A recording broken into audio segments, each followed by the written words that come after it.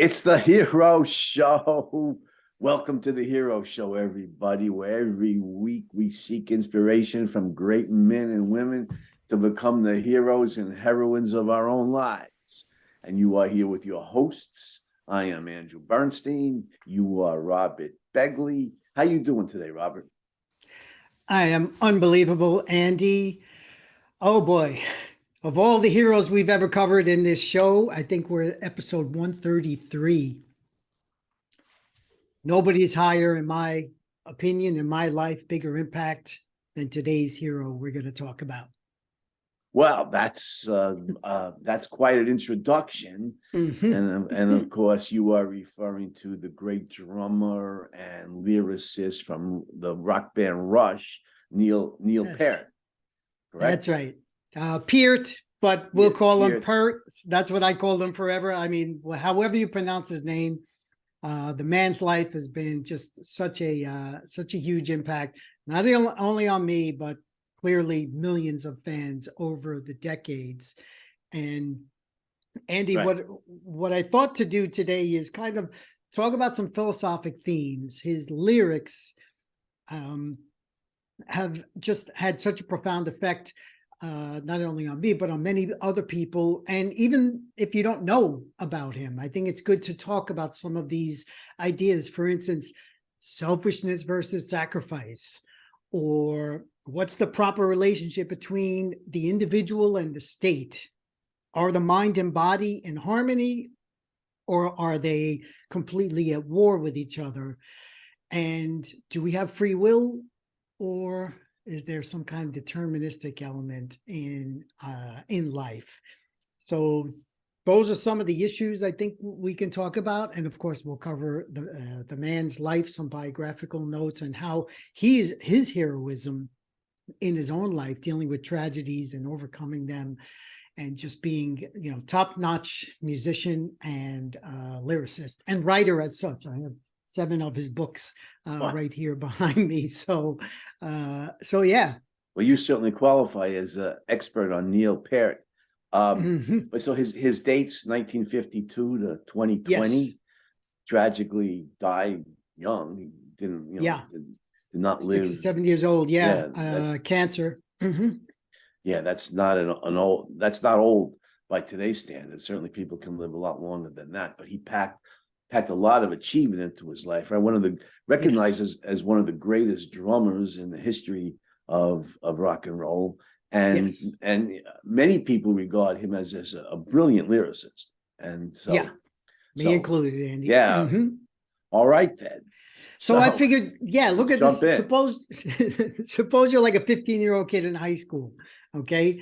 And you hear this song on the radio and it says, "Live for yourself. There's no one else more worth living for. Begging hands and bleeding hearts will only cry out for more." Like what is that? Like, young kids are supposed to be like, quote, selfish, Andy, like they only care about themselves. But this kid we're talking about is number 8 out of 9 kids, so he can't exactly do everything he wants. But these words resonate. This idea of egoism versus sacrifice. Can't even get his hands on his older brother's Captain America comic books, right? You're right. You're right about that. or brand new clothes. I'm wearing hand-me-down clothes, okay? Even from my sisters. That's really bad. So anyway, a boy named Sue. The great Johnny Cash. I'm sorry, Robert, go ahead. This verse, and then he concludes in their song called Anthem. "I know they've always told you selfishness is wrong. Yet it was from me, not you, I came to write this song." So basically they're saying, you, Andy, you write for yourself and you hope other people see the value in that and are willing to pay money for that, okay? And so I thought, does selfishness in this song or in philosophy, does it mean simply grabbing what you want and taking it? Or does it mean living by certain principles where you don't sacrifice your highest values to lowest values? Well, those are profound questions to be raised. Mhm. especially, and that's a great age to first, learn about it and realize that there were these kinds of moral questions, these kind of philosophic questions at 15, 16, Yeah. bright kids are becoming more conceptual, they're better able. I saw it myself in high school, and I've seen it with high school students of mine and college kids. Mhm. By the time they're in the middle teens, bright kids are able to deal with abstractions and at a much higher Yeah. level. So you obviously an example of that. Neil Peart got you interested in these kinds of questions of moral philosophy. That's great. That's that's, how do you put it? Like he said, he's writing for himself. And I think any good writer does, because any creator of anything, you have to love it. If Yes. you have to love it. If you don't love it, you're not going to publish it. Mhm. And so it's written for you. But what a great felicitous secondary consequence, but still felicitous consequence, that you could have this kind of very positive, very benign impact on God knows how many other individuals. Mhm. Yeah, and also the misconception around this word, Andy, is that we're told that's evil.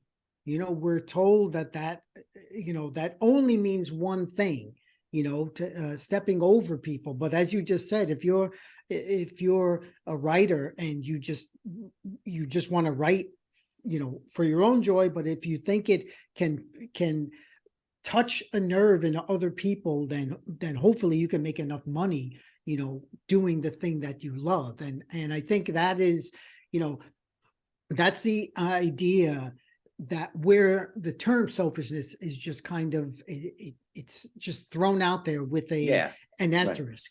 It's really interesting phenomenon. Obviously, the large part of this is due to the influence of religion in the culture. Yeah. And then even more so nowadays, over the last 100 years or so, due to the influence of socialism.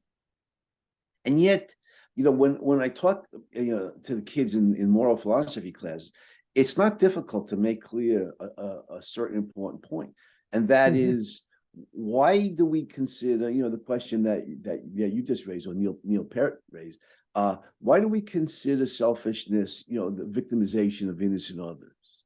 Well, Right. as selfish is good for yourself. You're trying to be Mhm. good to yourself. Mhm. Isn't it more selfish in that sense to work hard and honestly? Well, if I want money, for example, rather than steal it, doesn't it make more sense to work hard and honestly for it? Not only can I avoid getting caught, if I'm stealing, I could end up in prison, which is a very unpleasant experience. Yeah. Whereas if I'm honest, I can avoid that, but even at a deeper level, I can have a sense of pride of how hard I work to Yes. earn this Yeah. money. And similarly, for anything you want the A in the course. I Yeah. point out to them, if you cheat, not only run the risk of getting caught and get an automatic F for the course, but you don't gain the Mhm. knowledge. Mhm. Whereas if you study, you get an A in the course the old-fashioned way, you earn it. You get the knowledge, you get to master the subject matter, and on top of the most powerful benefit of all is the inner self-esteem, the realization of how hard I work to earn this. So then the Yeah. kids get it right away. So yeah, that's much better for yourself than lying, cheating, stealing. Right, Andy. And one other thing, and before I pick back up on Neil Peart's actual life, is the idea of sacrifice. Suppose you want something really bad, you work for it really hard, then you're told you have to give it away.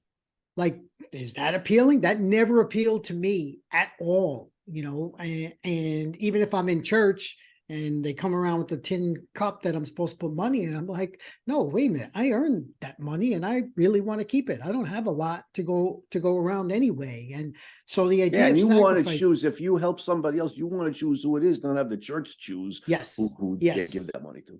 Or just somebody else. And anyway, so in Neil Peart's life, that was the first song. The song Anthem was the first song he played with the band Rush. They were already established. They had already released one album, and he joined them right after their original drummer had heart condition and couldn't continue. And he came in, and the guys in the band saw how much he read.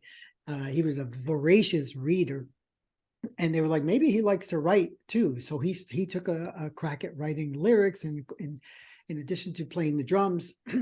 And their first, they made his first album is called Fly By Night. Then they made another album called Caress of Steel. And the record company was basically saying, you guys, you have to make more commercial music or else we're going to drop you. And they were saying, no, if we go down, we're going to go down on our own terms. And that's when they put out there. What did Charles Schwab say when we were discussing him? Yeah, go big, right? That's right. That's right. Exactly. If we go bust, we're going to go bust big. We go bust or go big. And so they put out this album, 1976, called 2112, which I got shortly after that. And on the inside liner notes, they give credit to the genius of Ayn Rand. This is great. So this is what you could do. This is what you could do with vinyl, right? You have actual vinyl, album yes. jackets. I'm even going to talk about that. And right, yeah, right, I'm going to talk right. about the whole ritual. Albums will come out on Tuesdays. And after this album, every Rush album that came out, the Tuesday, like that was all I planned, you know, to look at the artwork and even this. So this is the logo over here is the man against the state. Okay, it's Right. an individual against the collective. And so they put this album out, and that's what, you know, we talk about what is the relationship, what's the proper relationship between the individual and society or the state? Should it be one where the state dictates how you should live your life or not? Well, the story of 2112, this album, is that no, it's your life. And Rush in real life, they were saying, we want to create the kind of music we want to do, whether the record company approves or not. And based on Ayn Rand's book Anthem, which is why Neil Peart felt like obligated to give her credit. He didn't want to be like sued for plagiarism. And this definitely came back to them, because for the rest of their career, they were especially by the left-leaning media press, they're just called these crackpot right-wingers. And but just this idea of the individual versus the state is their logo. That is the 2112 logo, man, the star man, they call it. And so what, Andy, what should that role be? Well, that is, you know, that is the question of political philosophy, which can be, you know, which can be formulated variously. You know, like the question of moral philosophy is what is the good? And one way to look at the question of political philosophy is what is the good society? You take your definition, whatever definition of the good the philosopher provides, you know, in his ethics, his moral philosophy, then apply that to socialists. But but you're right. The way I like to formulate the question of political philosophy is what is the proper relationship between an individual and the state? And there's really only two fundamental alternatives. One is the state is preeminent and the individual is subordinate. The individual serves the state. You know, that's the, you know, and the ne plus ultra of that is the National Socialists or Nazis and the you know, and the communists. So, but there's other Totalitarianism. versions. Yeah, totalitarianism. Exactly right. The total state. The state has total life and death power over all of its individual citizens. And the antipode to that, the other alternative, of course, is an individual has inalienable rights, fundamentally right to his or her own life, and the state is formed as a means to protect the individual's rights. And the best example of that, of course, was the 18th century founding of the United States of America. You know, with James Madison writing brilliantly in the U.S. Constitution, and then in the Bill of Rights, you know, what exactly those rights are. And I saw a great quote to attribute it to George Washington. I think it's real. You know, it could be apocryphal, but I think it's real. When he said, Washington evidently said, "The state, like fire, is a dangerous servant." Yes. You know, this. Yes. You know, this fire. You need fire to heat your home, cook your food, but it could burn your house down. You know, we need the state to protect our rights, but it can also become the gravest threat to those rights. So those are the two fundamental antipodes or alternatives in political philosophy. And then there's the mix, what they call the mixed economy, or the, you know, mixed political system that we see today, which is a, you know, mixture in the United States and other countries, a mixture of individual rights with a great deal of government violation of those rights. But those are the two fundamental alternatives. Exactly, Andy. And Neil clearly advocated the individual versus the state. You just mentioned America. It's interesting because in that first album, Fly By Night, they have one song called Beneath, Between, and Behind. and he talks about the coming bicentennial of America, which was the following year, 1976, and it's just this heroic view of America and what what it represented, how it tamed the wasteland in much of the country and built these incredible buildings and fantastic ships and all these things. So he even America's birth, Neil Peart wrote an homage to them in a song, which they constantly played in concert up to near their last concert tours. But what 2112 did for them, for me personally, I saw that name in the liner notes and I had no idea who this guy was, because AYNRAND, I don't even know what what kind of name that is. And I go to the library and I find this book, Anthem. And I'd mentioned in a prior episode that I brought it to my high school teacher. I was like, wow, this reminds me of 1984. And she's like, that won't be read in my class. So now I'm even facing this personal distance between the overbearing authority in the classroom. I'm already dealing with it in my home with so many older siblings and parents. And so, again, this is what resonates with me as a kid, as a teenager who wants to be independent and wants to make my own choices. So a couple of albums later, they deal with the issue of mind and body. Is the mind and body in harmony, or are they at war with each other? And this album called Hemispheres addresses this. And we have both the brain and actually here the businessman and the artist, which I've shared both of those roles in much of my life, because the artist there is like a dancer. And what Neil Peart does is he uses Apollo and Dionysus as the two antipodes, okay, which Ayn Rand herself, novelist, philosopher Ayn Rand had chose them in her description of the Apollo 11 launch and achievement, as opposed to the Woodstock. Apollo represented reason, and Woodstock was the more emotional Dionysian. And in Rush's concept album, what Neil does is he actually takes I guess what we can call the better elements of the both of them and combines them together, and he just wants the heart and mind to be united in a single perfect sphere. So he's rejecting this mind-body clash, which has resonated throughout the ages. And I thought you want to mention something about that, like philosophically, where this clash comes from, maybe, and what your thoughts are on that. Yeah, in the history of philosophy, this is often referred to as the Platonic Christian school of philosophy, going back to Plato and then subsequently Christianity. There's a duality here, or even a dichotomy, because in this philosophy, because reality itself is summed into two parts. There's this world, and there's the spiritual world. And it's often referred to as the higher and the lower. The spiritual world is higher. Yes. Spiritual world is low higher. And vulgar world, right? Yeah, exactly. And so human beings are a metaphysical biped, metaphysical meaning referring to the nature of reality, that we have a foot literally in the lower bodily world, but our spirit, our soul belongs to the higher world. Well, these two are they're not separate but equal. Use that old Jim Crow language. They're separate and very unequal. And the body is as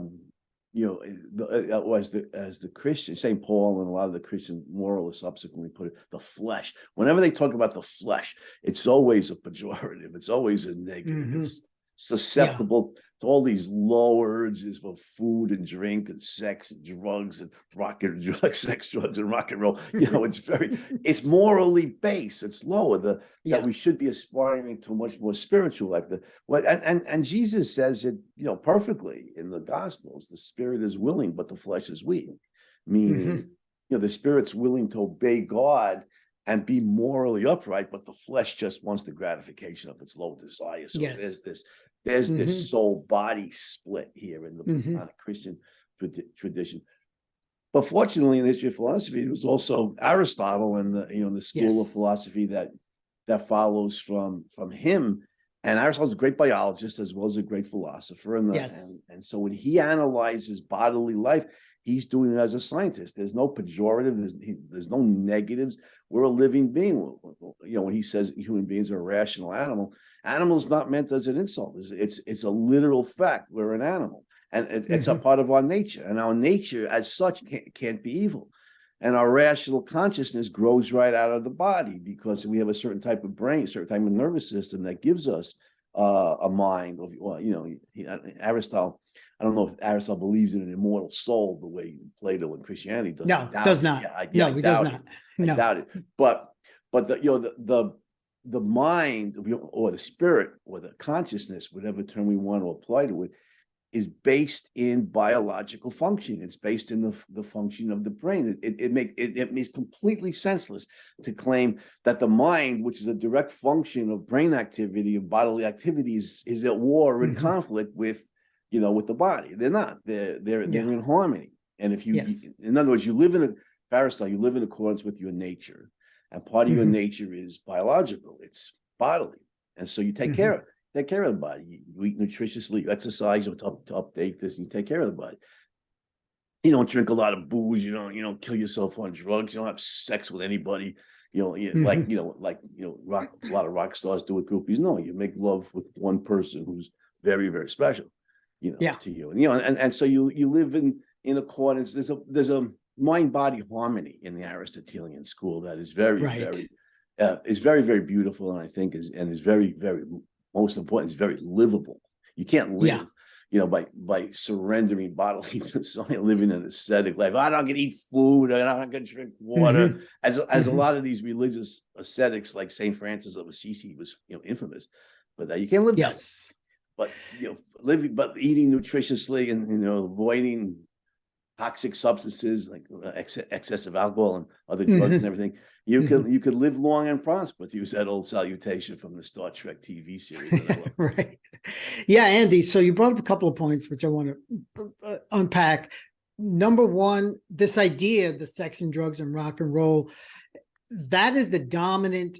If we look at particularly rock music, but we could even broaden it much to entertainment as such. But if we go to the rock music phenomenons, particularly late 60s, early 70s to the 80s, and it hasn't, I could say elements have not changed that much.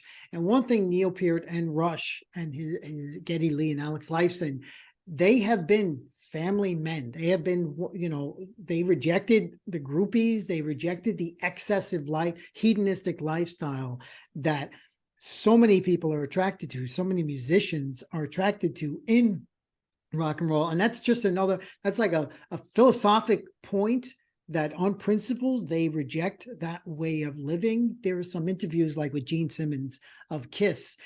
There's a good movie called Beyond the Lighted Stage where they interview him, and he says, you know, Rush opened up for us in the 70s, and you know, we would, even an ugly guy like me can have sex, but they're in their dressing rooms like reading books and they're like living a completely different lifestyle, and that is something that carried, you know, that is in their words, they're in Neil Peart's lyrics, but it's also, words are not enough. You have, you know, there's an integrity here. We're talking about mind, body. What does integrity mean? Integration between mind and body, between thought and action. And I think that's another virtuous circle that that both Neil and more broadly the band Rush stood for.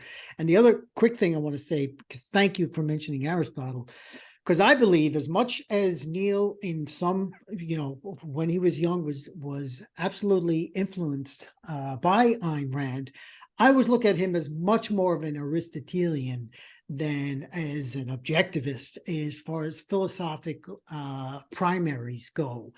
And because Aristotle is the egoism over sacrifice. He is the individual over the society, telling one how to live. Mind and body are completely in harmony in Aristotle's world. And The next point, which we could talk about, is Aristotle also knows we have choice. We have fundamental choice in action, what's more philosophically called free will. And Rush themselves have a song with that title, Free Will. And basically it's like, I'm going to choose how I live my life. And even if you choose not to decide, you still have made a choice. But are we playthings of someone else, of somebody else's grand design, which a lot of people like to think is the case, whether it's your skin color, your so many things you have no control over, but they want to pigeonhole you. And so just talk about, Andy, this idea of free will versus determinism as philosophic opposites. Yeah, that is perhaps the major question of the philosophic field of human nature. Do human beings have free will, or all our actions necessitated by some antecedent factor that's that's outside of our control, and perhaps even outside of our awareness? I think, very briefly, I think the argument for free will is unanswerable, and that is, free will is established by direct introspective awareness. That you could turn like, what am I going to do after the show today? Will I eat lunch? Will I go out and take a walk? Will I go take a nap? Will I sit down and read We the Living? What am I going to do? Which we'll do later. Right. And when the show is over, I could focus mental attention on my own thought processes and be witness to myself deciding, I'm gonna have a small lunch now, and then later on I'm going to go out and have a larger dinner, and I could be aware of myself in that very act, and that's and that applies to much broader, deeper, more fundamental choices that individuals make. So go to Rush. Interesting, the name of the band, since the name is associated often with drug use, which they can be. It's a rush of adrenaline with or without drugs. Like that's as well what it can signify. But yeah, go ahead. Right, exactly. But that rush from various drugs, they wisely eschew. You could see them here, or they can certainly be aware of themselves eschewing or repudiating that musician's lifestyle. And it always puzzled me, Robert, how you have so many creative, talented people who will kill themselves on drugs. Yeah. When I've said many times on this show and elsewhere, my all-time favorite book, fiction or nonfiction, is The Fountainhead, Ayn Rand's great novel. I recommend everybody to read it like yesterday. And you have the creative genius Howard Roark, this brilliant architect, and you're living this creative life. That is a rush, a legitimate, healthy, life affirming, just burst of positive energy. And so when I was always puzzled by how many musicians and people in other talented creative people in other fields, well, heavy drinkers, or they were using LSD, or just real coke and crack and just real toxic substances. And so Rush is a very good example. We do not. There's a range of alternatives presented to us in the environment, and here you could look at the two stark alternatives: drug use, toxic drug use, no toxic drug use. Now, the culture is very heavily oriented towards toxic drug use, but what's the old expression? Just say no. And they said they made a different choice. They selected a very distinct alternative from that. And so this, and we can all do this. We can all choose to live a clean lifestyle, and not kill ourselves on toxic substances. We could choose, additionally, between having a productive career or being a bum, or not having a career. Even people who don't know what they want. I was lucky. I always knew from the time I was a little kid, I loved literature, I loved books, I wanted to be a writer. But even people who don't know that, they can explore. I like to use the term the explorer's premise. Reality is a wide world. You go out there and explore. There's all kinds of different things that events, activities, relationships. There's, there's so many, there's businesses, there's so many different things that might set your soul on fire. You only have to find one out of thousands, and then and you make that choice to do, even if you have to struggle to make a living, but you're doing what you love. And then you make that choice to fill your life with the activity you love, or the person you love, who your family may or may not approve of. This is the person you love, and you make that choice, and you live a very value-driven, healthy, life-supporting lifestyle. So I thought, applaud Rush. Two thumbs up for devoting their life to creating music and not killing themselves on toxic substances. Absolutely. And and since you mentioned the Fountainhead, I'll say in Neil's life, he knew he wanted to be a musician, a drummer from an early age, seeing Buddy Rich on the Johnny Carson show as a kid. And then the Keith Moon and the Who was like a big influence on him as like a teenager, and he tries local bands in Canada. He's from the Niagara Falls area, St. Catharines. I think Hamilton is the name of the actual place that he said he was born in. So it's right across from the American border. But he goes to England. He's 18, 19 years old to make it big there. He's not making it in Canada. And he's failing there just as well. So, but one pivotal moment in his life, he's on his way. He's right near one of the subway stations, and they have a bookstore. And he picks up Ayn Rand's The Fountainhead. And that was it. That was a pivotal moment in his life, because he just what you said, he affirmed, I'm going down, on my own terms. He goes back to Canada.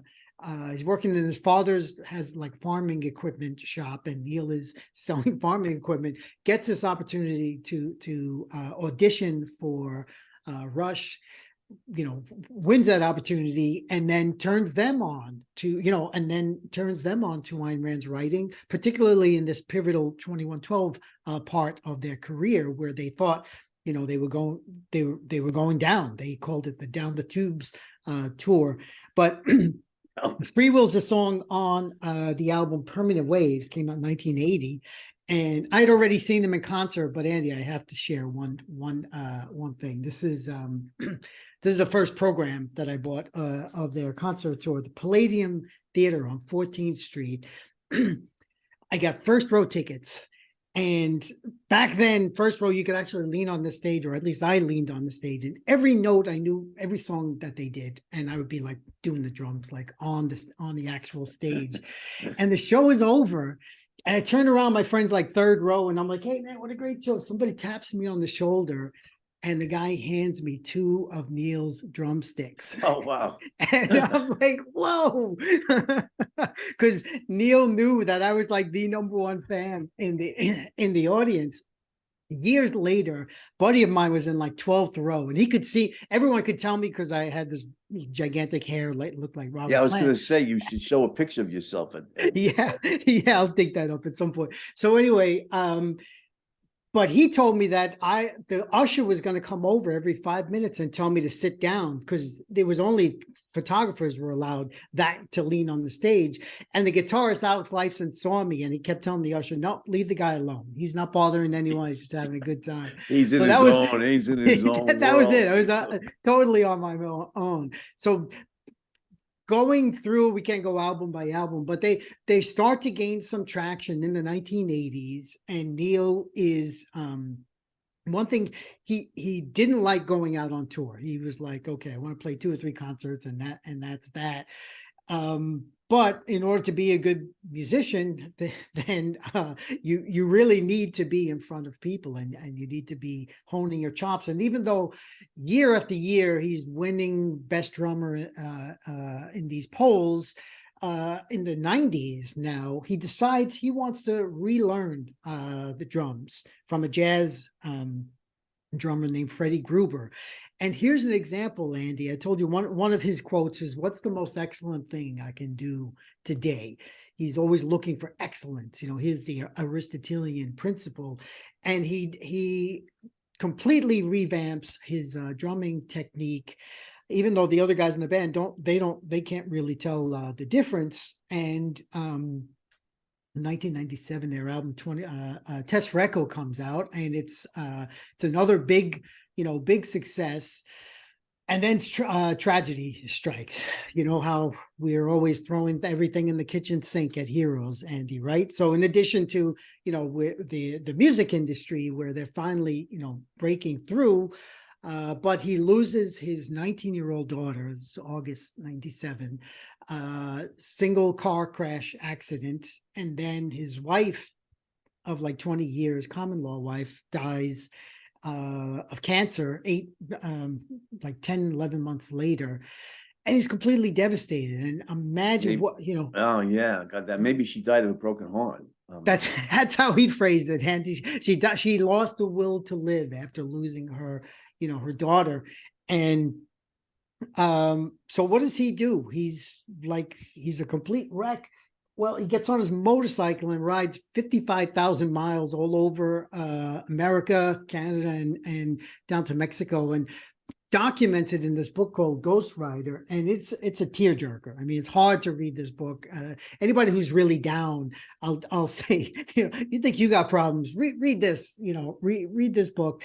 And sure enough, takes a solid 5 years. The band is somewhat on hiatus, but he eventually finds another woman, marries her, and then the band gets back together. 2002, they go on tour. I see several more of those concerts. By the way, this was my excuse to visit friends. I've seen them roughly 100 times in concert. Whenever they would be on tour, I'd be like, okay, buddy in San Francisco, I'm going to come out visit you. I'm going to see Rush, this and that. And sure enough, I go down to Rio de Janeiro. I see the final show in Rio, which was turned into a film. And it was just, it was just, seeing my hero, over and over again is one of the things that I just feel like, okay, life is beautiful. Life is beautiful like that. But I do want to say one last thing as we wrap this up, Andy. A lot of people don't like Rush. And I have to get used to that. Now, Carrie Ann, she's the one who insisted we cover Neil Peart in the Hero show. She made a donation to OSI, and she's like, I want to hear about him. She thinks everybody should like Rush, but I've been around long enough to know they're an acquired taste. And my question, and they're certainly not your favorite. You're closer to me in like the Rolling Stones and some of the more. Yeah, I like the bluesy classic sound and then the progressive rock of Yes and Rush. But the question is there a different, how important are lyrics and the enjoyment of music?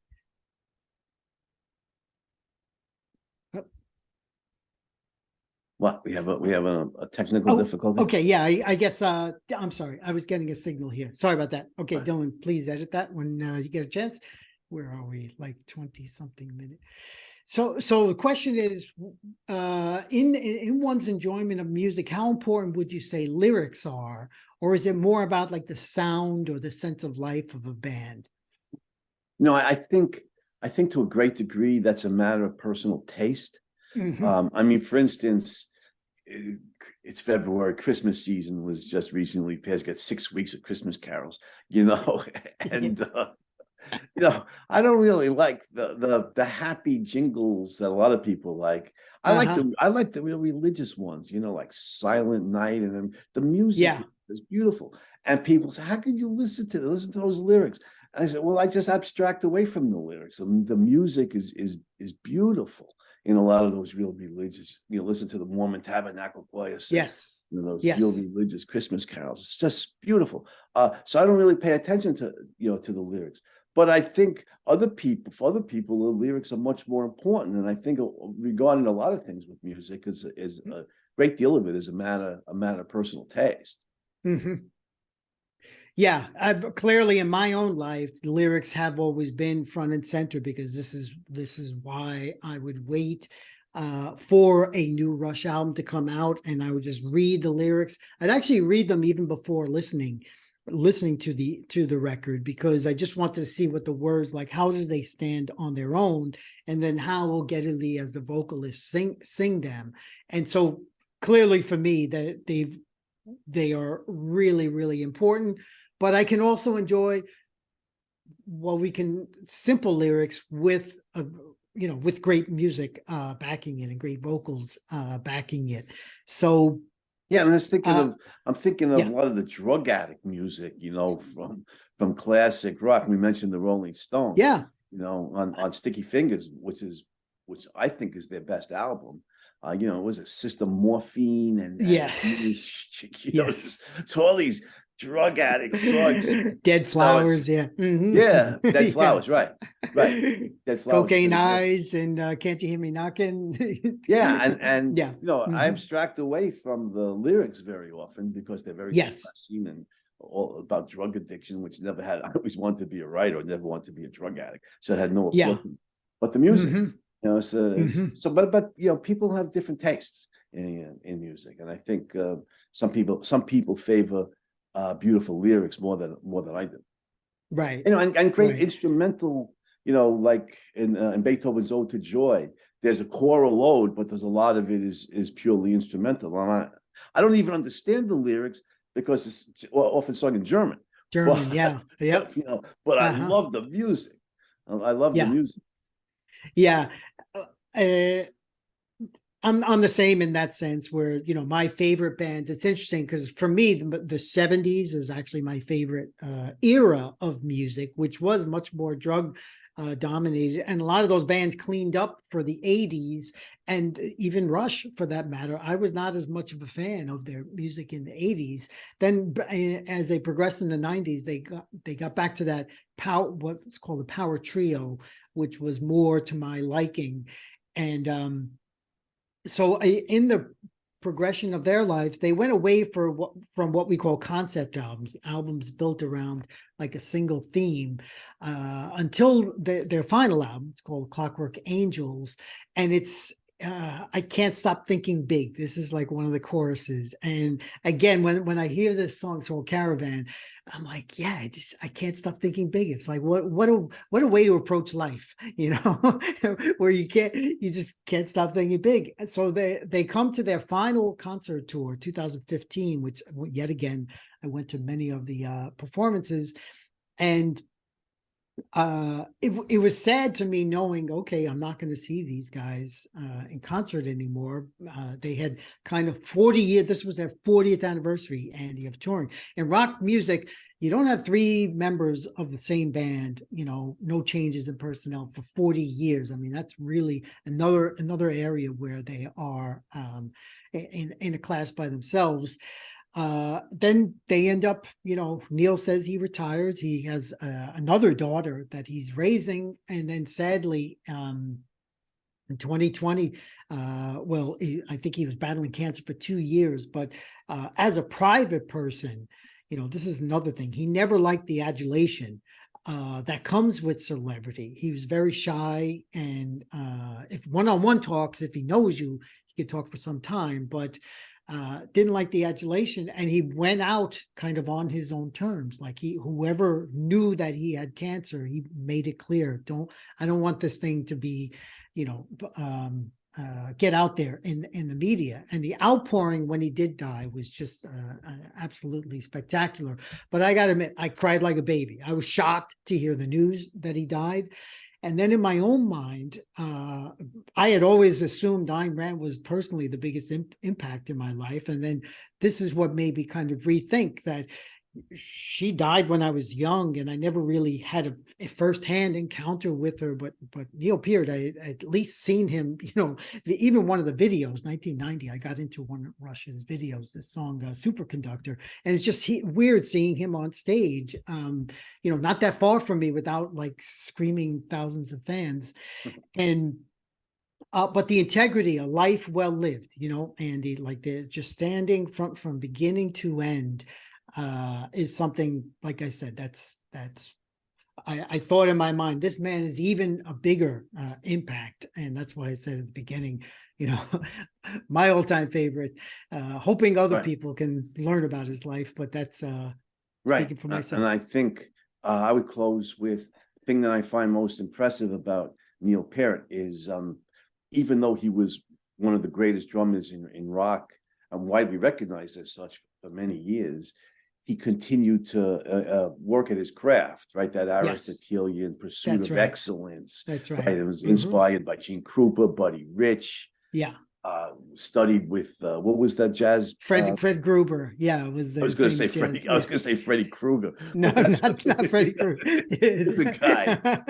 Different guy, Freddie Gruber, to continue to hone his craft even after he Yeah. was already at the pinnacle of success in his Yes. field. That's impressive.